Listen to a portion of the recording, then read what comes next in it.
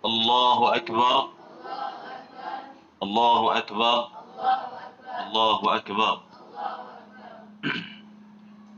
Bismillah walhamdulillah wassalatu wassalamu ala rasulillah wa ala alihi wa man walah. Rabbi shrah li sadri wa yassir li amri wahlul 'uqdatam min lisani yafqahu qawli. Nabi Adam alaihi salatu wassalam, itu kita akan bicarakan tentang sujudnya para malaikat pada Adam dan penentangan iblis, dan iblis enggan sujud kepada Adam dan dikeluarkan iblis daripada syurga. Sujudnya sujudnya malaikat kepada Nabi Adam, dan penentangan iblis serta ketidakmahuan dia, keengganan dia sujud kepada Adam dan dikeluarkan daripada syurga. Amar Allah tabaraka wa ta'ala al-malaikata bis-sujudi li Adam. Allah Subhanahu wa ta'ala memerintah para malaikat untuk sujud bagi Adam, untuk sujud kepada Adam alaihi salam.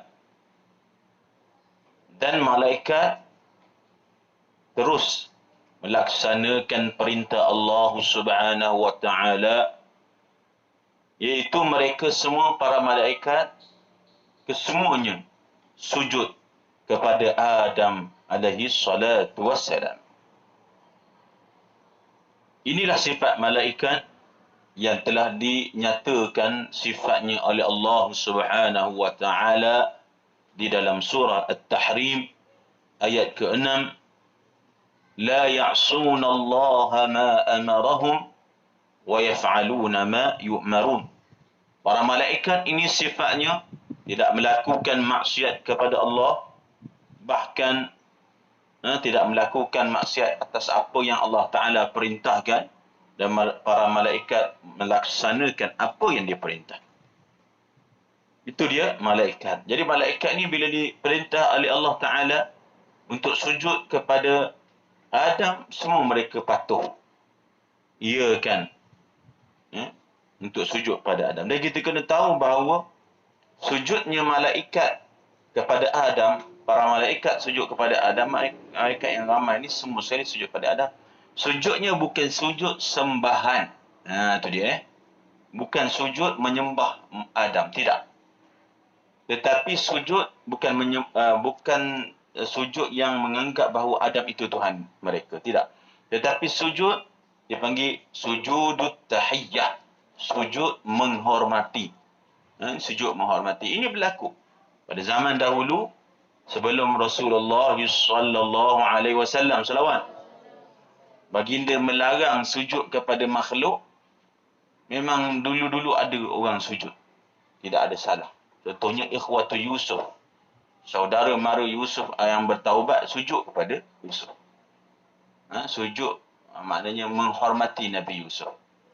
Begitu juga Mu'adz bin Jabal, apabila pulang daripada kota Syam, dia bila bertemu dengan Rasulullah sallallahu alaihi wasallam tatkala pulangnya daripada negeri Syam ke Madinah, sampai dia nampak Rasulullah, dia tak cakap banyak, dia sujud pada Rasulullah. Siapa dia? Mu'adz bin Jabal. Sahabat Nabi yang besar, hebat. Mu'adz bin Jabal. Maka Rasulullah mengatakan, "Madza taf'al ya Mu'adz?" Wahai Mu'adz, kau buat apa ni? Kata Mu'adz, "Ya Rasulullah, kau hantar aku ke Syam untuk berdakwah. Ketika aku buat dakwah di bumi Syam, wahai Rasulullah, ada orang Kristian, ada orang agama lain, ketua-ketua agama mereka ni, pengikut dia sujud pada ketua-ketua mereka, menghormati ketua-ketua mereka dengan sujud agama lain. Jadi aku rasa, Mu'adz bin Jabal, engkau lebih layak untuk dimuliakan." Disujud ke bukan makna disembah Nabi Muhammad, tidak. Tapi diberikan tahiyah sedemikian rupa. Maka ketika itulah Rasulullah melarangnya Dia kata la taf'al, jangan buat, haram. Maknanya di sini jangan buat, haram lah. Jangan buat lepas tu haram jadi. Ya. Sesungguhnya kalau ini idza umirtu ahadan an yasjuda li ahadin la amartul mar'ata an tasjuda li zawjiha. Sesungguhnya kalau aku perintah seorang manusia untuk mesti sujud menghormati orang lain, aku akan perintah isteri sujud pada suami. Tapi aku tak perintah, isteri pun tak boleh sujud pada suami. Isteri pun tidak boleh sujud pada suami. Kita tak boleh sujud pada siapa pun. Kepada Nabi Muhammad pun kita tak boleh sujud. Sujud sudah jadi satu benda perbuatan hanya untuk Allah Azza wa Jalla sahaja. Sujud lillah, bukan untuk mana-mana makhluk. Okay? Walaupun dengan alasan menghormati, tidak boleh, dilarang. Tapi tak jadi kafir kalau buat sujud atas dasar tahiyah. Okey, manakala iblis faqad istakbara wa'tarada 'ala Allah wa lam yatamathal li amrihi. Manakala iblis pula ketika itu bila mana dia perintah untuk sujud kepada Adam, dia menentang. Sifat menentang ni. Sifat menentang ni mana-mana bahagian kehidupan memang masalah. Contohlah kalau satu keluarga ada seorang anak tu jenis menentang. Apa saja idea, okey, minggu ni kita pergi jalan bercuti dekat satu tempat dekat Cameron Highland contohnya. Ada anak tak nak. Yang ada menentang tu susah. Okey, hari ni kita pergi minggu ni kita pergi ziarah dan bantu orang. Buat apa nak bantu orang? Sifat menentang ni adalah sifat iblis. Kalau bukan pada tempat je lah. Ya. Jadi iblis menentang arahan Allah Azza wa Jalla untuk sujud kepada Adam. Kata iblis seperti mana yang digezekkan di dalam Al-Quran dalam surah Al-A'raf ayat ke-12, kata iblis diceritakan di Quran, ana khairum minhu khalaqtani min nar wa khalaqtahu min tin. Ini sifat dia orang menentang. Apa dia? Dia kata aku lebih baik daripada dia. Ni iblis ni. Iblis menganggap bahawa dia lebih baik daripada Adam. Itu dia. Ini anggapan iblis. Diri iblis ni seekor satu je tau. Iblis satu je. Syaitan ni yang banyak, yang ramai. Yang ramai adalah syaitan. Syaitan ni jin yang kafir, yang menyesatkan daripada syaitan. Manusia ada syaitan tak ustaz? Ada. Jadi syaitan ni ada dua, jin dan manusia. Syayatin al-insi wal jin. Syayatin insi, syaitan manusia. Jadi kita jangan ingat hantu tu maknanya jin lah. Tak. Manusia pun ada hantu juga. Kan orang tu selalu panggil degil macam hantu kau ni. Cakap kat budak-budak kan. Itu memang manusia. Adakah manusia ni hantu ustaz? Iaitu maknanya syaitan. Ada dalam Quran sebut. Jadi jin pun yang degil-degil, yang kafir bagi syaitan. Iblis je seekor tu. Iblis satu saja. Dia tak mati-mati yang tu lagi. Habis jin ni mungkin mati lah, mati. Sekarang ada jin mati ada. Tapi cuma jin ni yang syaitan ni. Dia lama sikit lah, jin ni lama dia hidup. Ya. Manusia ni 60 tahun, 70 tahun mati kan. Okey. Dia kata ana khairum minhu. Aku lebih baik daripada dia. Engkau mencipta aku ya Allah. Tengok bagaimana iblis. Dia kata engkau mencipta aku ya Allah daripada api. Khalaqtahu min nar, khalaqtani min nar, daripada api. Ini membuktikan bahawa iblis bukan daripada jenis malaikat. Malaikat dicerita daripada min nur, daripada cahaya. Ini Allah Ta'ala beritahu. Iblis kata dia dicipta daripada api. Datang orang yang tak faham tentang tafsir Al-Quran, kata iblis tu daripada malaikat. Iblis adalah golongan malaikat. Lepas tu dia malaikat yang inilah syaz, yang terpesong sikit. Tak. Iblis bukan daripada jenis malaikat. Iblis daripada jenis jin. Kana minal jinni fafassaqa an amri rabbih. Okey, wa khalaqtahu min tin. Engkau jadikan Adam ini daripada tanah. Sebab tu dia kata api lebih hebat. Memang nampak zahir lah. Sekali mendalam. Zahir api dengan tanah ada nilai apa bumi lagi. Tapi tanah apa nilai? Tak nampak pun. Apa sebenarnya nilai tanah ni? Kenapa manusia ni, kita ni dicipta daripada tanah? Kita tak cipta daripada angin ke? Kan? Apa tidak dicipta daripada pokok ke? Best sikit. Tanya sama pokok. Kan? Orang tanya manusia, fa as'alu ahla zikri in kuntum tanya pokok. Memang gila lah tu. Jadi kenapa kita jadikan manusia daripada tanah? Sebab tanah ni dia ada unsur kerjasama, tawaduk, yang baik. Tanah kan? Tanah ni dia ada. Sebab apa kita dicipta daripada tanah? Kerana kita kena belajar daripada tanah. Cuma kamu buat satu kajian tentang tanah, kamu akan dapati bahawa tanah ni, subhanallah, patutlah Allah Ta'ala cipta manusia ni daripada tanah. Sebab daripada tanah ni dia ada unsur-unsur yang baik. Tanah ada yang baik, yang tak baik juga ada. Tapi kerana tanah, saya nak tengok kalau terbakar, kalau kita ada terbakar, kita ambil tanah, tabur dekat api, padam api. Ini berarti bahawa kalau manusia yang dicipta daripada tanah tu, dia bangkit sama-sama, kita lawan syaitan ni, lawan syaitan, mati syaitan. Macam tu. Tengok tanah dia ada nilai yang tinggi. Sekarang ni orang dah cari dah. Tanah, tanah. Saya ada jual tanah lah. Orang nak beli tanah sekarang. Tanah ada harga. Cuba beli kereta motor. 10 tahun lepas tu harga kita beli 10,000, motor biasa je. 10 tahun lepas tu harga RM10. Dalam nilai duit dia jatuh, lepas tu harga dia murah. Tanah tak, tanah naik harga. Lepas tu nak investment. Pelaburan, tanah. Beli tanah. Orang Cina, ni cerita-cerita sikit lah. Kerja dia beli tanah yang mahal-mahal, yang cantik-cantik, yang orang akan beli dengan harga yang mahal-mahal. Jadi tanah ni ada nilai sebenarnya. Sebab tu kita cerita daripada tanah. Okey. فكفر وظهر منه ما قد سبق من علم الله تعالى ومشيئته من كفره واعتراضه باختياره. Maka telah kufurlah iblis dan terzahirlah apa yang telah menjadi ilmu Allah dan ketentuan Allah ketika itu, yang telah menjadi ilmu Allah dan menjadi ketentuan Allah Ta'ala sejak azali, dan terzahirlah ketika itu daripada kekufuran iblis dan penentangannya yang dipilih oleh iblis sendiri. Iblis dia ada ikhtiar, dia ada pilihan dia sendiri untuk sujud ataupun tidak sujud, untuk kafir ataupun tidak kafir.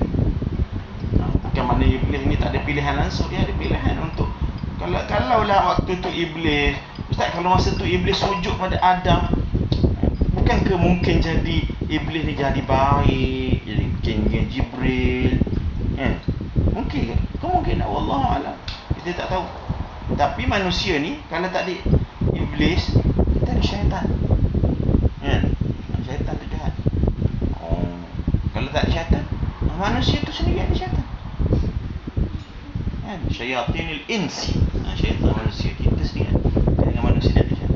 Dan syaitan ni, dia ada, bila mana syaitan dia makna menghasut pada benda yang buruk. Nabi SAW bersabda, la yakhluwanna ahadukum bimra'atin illa thalithuhuma syaitan. Jangan berkhalwat, berada satu tempat, lelaki ajnabi dengan perempuan ajnabi, dua orang, kecuali yang ketiga tu nanti adalah syaitan. Ini dia. Kemudian Rasulullah SAW bersabda lagi, mana-mana lelaki yang berkhalwat dengan perempuan, berkhalwat ni bukan maknanya berada di atas katil ke, tak, duduk dua orang je dalam kereta, dalam bilik, borak-borak, minum teh, dua orang sahaja, maka ketiganya adalah syaitan. Ini sebab tu kita lihat sekarang ni banyak berlaku penzinaan, waliyadzubillah, maksiat. Sebab apa? Sebab tak jaga benda ni, tak jaga tentang satu tempat ada lelaki seorang, perempuan seorang.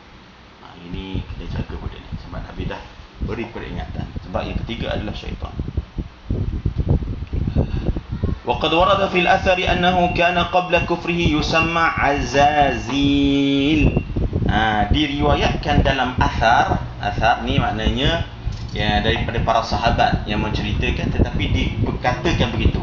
Nama iblis sebelum dia kafir tu bukan iblis, tapi namanya adalah Azazil. Namanya adalah apa dia? Azazil. وروى مسلم وغيره من حديث أبي هريرة رضي الله عنه قال رسول الله صلى الله عليه وسلم صلوات إذا قرأ ابن آدم السجدة فسجد اعتزل الشيطان يبكي يقول يا ويلاه أمر ابن آدم بالسجود فسجد فله الجنة وأمرت بالسجود فأبيت فلي النار. Jadi iblis ni sebelum nama dia iblis, namanya Azazil. Dan boleh juga kita panggil iblis ni sebagai syaitan. Syaitan. Diriwayatkan oleh Imam Muslim bahawa Rasulullah bersabda, apabila anak Adam membaca surah Sajdah, kemudian dia sujud, dia baca surah Sajdah dan surah Sajdah ada sujud kan? Dia sujud, maka syaitan menyendiri dan menangis. Ketika itu syaitan akan menyendiri dan menangis. Dan syaitan setiap kali akan berkata bila mana kita sujud dalam surah Sajdah tu, dia kata, ya wailah, ruginya anak Adam diperintah dalam Quran untuk sujud, mereka sujud okey je dan mereka dapat syurga. Aku diperintah untuk sujud tapi aku abaikan, fa abaitu, maka aku tak layan, aku lawan lagi, maka aku dapat neraka, kata iblis. Ini berarti bahawa memang syaitan terkesan dengan perbuatan kita. Kealiman seseorang itu, kewarakan banyak ibadah seseorang itu akan menyebabkan syaitan ni terseksa. Tu kita kena tahu. Kalau saya banyak ibadah, contohnya saya puasa, zakat, saya tolong orang, siapa yang paling tak selesa sekali? Syaitan dan iblis lah. Dia memang tak selesa. Ini bukti dia. Dalam hadis sahih Muslim. ثم بعد أن عرف إبليس اللعين أنه ملعون طلب من الله أن ينذره أن يؤخره إلى يوم البعث أي يوم الخروج من القبور، ولكن الله لم يجبه إلى ذلك بل أخره إلى النفخة الأولى ليذوق الموت الذي حكم الله به على خلقه. قال تعالى مخبرا عن قول إبليس. Okey, kemudian iblis bila dia tahu dia tu mal'un. Mal'un ni maknanya apa? Dilaknat. Jangan namakan budak-budak kahwin dapat anak nama Muhammad Mal'un. Mal'un tu maknanya dilaknat. Jangan mal'un. Bila iblis dilaknat, maka iblis minta daripada Allah supaya melambatkan dia mati, melambatkan azab bagi dia, melambatkan dia mati sehinggalah hari kebangkitan, iaitu pada hari sampai hari keluarnya manusia daripada kubur. Dia kata, ya Allah, boleh tak panjangkan nyawa aku sampai nanti hari kebangkitan, hari ba'as. Rupanya iblis tahu benda ni. Hari ba'as, hari kebangkitan manusia ni daripada kubur. Tapi Allah Ta'ala tak terima permintaan ini. Allah Ta'ala tak terima. Bahkan Allah melambatkan lagi sampai pada hari tiupan sangkakala yang pertama, yang mana daripada itu iblis akan rasa kematian. Iblis ni dia ingat dia cerdik. Dia kata, ya Allah, maknanya aku mati ni, bagilah aku mati ni bila manusia bangkit daripada kubur aku mati. Tak. Bukan masa manusia bangkit masa kubur, daripada kubur baru kau mati. Tak, sebelum tu lagi, masa tiupan sangkakala maut. Malaikatul maut itu dia tiup, sakit masa tu, sakit tu dengar bunyi sampai orang tu mati. Iblis akan mati dengan tiupan itu juga nanti. Allah Ta'ala berfirman dalam surah Shad ayat 79, 80 dan 81, qala rabbi fa'anzirni ila yaumi yub'atsun qala fa innaka minal munzirin ila yaumil waqtil ma'lum. Kata iblis tadi macam tadi lah, minta dia mati nanti pada hari orang bangkit dia mati. Allah Ta'ala kata tak, pada hari waqtil ma'lum, pada hari ditiup nafkah, tiupan sangkakala kematian, nanti engkau akan mati masa tu. Sakit kau mati dah tu, padan muka. Daripada kita lah tu. Dan Allah Subhanahu wa taala, makna firman Allah Taala dalam surah Qasas ayat 88, kullu syai'in halikun illa wajhah, setiap sesuatu itu akan binasa kecuali disebut wajhahu, maknanya ila zamani nafkhatil ihlak, semuanya akan binasa sampailah pada waktu dipanggil tiupan sangkakala kebinasaan, kematian, iaitu Israfil. Malaikat Israfil akan meniup pada buk dan mati semua yang hidup di kalangan manusia dan jin, disebabkan daripada kuatnya tiupan sangkakala maut yang datang, yang dibuat oleh Israfil itu. Mati, dan iblis mati masa tu. Okey. Thumma inna iblis al-la'in lamma i'tarada wa kafara amarahu Allah bi khuruj min al-jannah. Iblis ni bila dia menentang dan kufur, Allah Ta'ala telah perintah dia keluar daripada syurga. Lakinnahu lam yakhruj minha fawran. Tapi iblis ni dia tak keluar terus. Allah Ta'ala perintah iblis kau keluar daripada syurga, tapi iblis tak keluar lagi. Dia tak keluar terus.